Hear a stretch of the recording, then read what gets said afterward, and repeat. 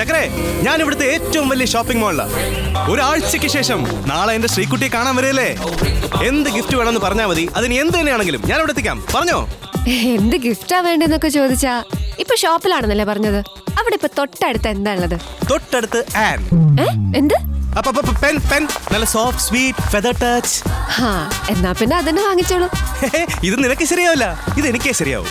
നിനക്ക് ചേർന്നൊരു ഗിഫ്റ്റ് ഞാൻ കൊണ്ടുവരുന്നുണ്ട്. അതിനു മുമ്പ് ഇങ്ങോട്ടും വേണം. ഞാൻ പറഞ്ഞില്ലേ രാഹുൽ കൃഷ്ണേന്തുണ്ടെന്ന്. പിന്നെ തരാം. അതൊന്നും പറഞ്ഞാ പറ്റില്ല. ഇപ്പൊ കിട്ടിയില്ലെങ്കിൽ ഞാൻ പിണങ്ങുവേ.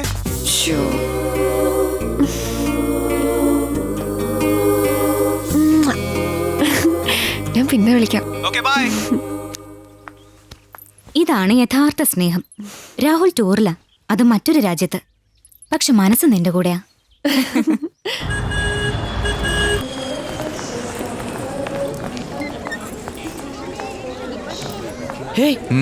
ചേട്ടായി, മന്ത്രി വന്നോ? മന്ത്രിയല്ല, മദനകുമാരൻ. Very beautiful. എന്റെ ഫോൺ നമ്പർ മറക്കണ്ട.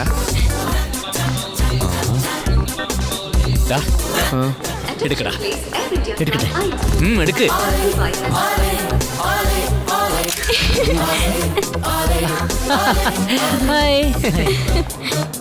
ഹായ്. അവൻ കാണാതെ ഒരെണ്ണം കൂടി എടുക്ക.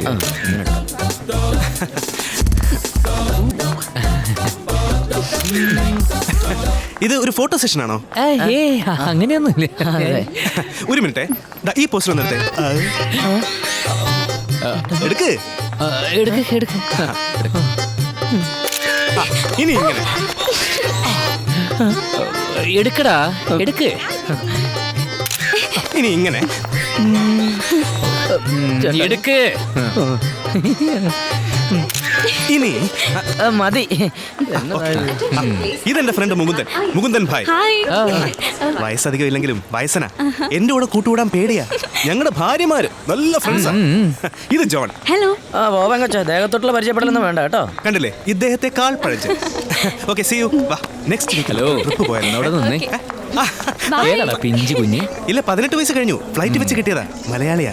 മലയാളികളെ വിശ്വസിക്കാനേ കൊള്ളില്ല. അതുകൊണ്ട് ഞാൻ എന്റെ സെൽ നമ്പർ തെറ്റിച്ചാ കൊടുത്തത്. എടാ കഴിവേറി, നിന്റെ ഭാര്യ പാവം ശ്രേയ നിന്നെ ഹരിചന്ദ്ര മഹാരാജാവിനേക്കാൾ മുകളിലാണ് വെച്ചിരിക്കുന്നത്. ഇനിയും അവരെ ചതിക്കാൻ ഞാൻ സമ്മതിക്കില്ല. ഈ ഫോട്ടോസ് എന്തായാലും ഞാൻ അവരുടെ കൈ കൊടുക്കും. കൊടുത്തോ? അപ്പൊ ഞാൻ അവളോട് പറയും, എയർപോർട്ടിൽ കാൽ വഴുതി വീണ എന്നെ ഒരു സഹോദരി താങ്ങിയെടുത്ത് നടത്തുന്നതാണെന്ന്.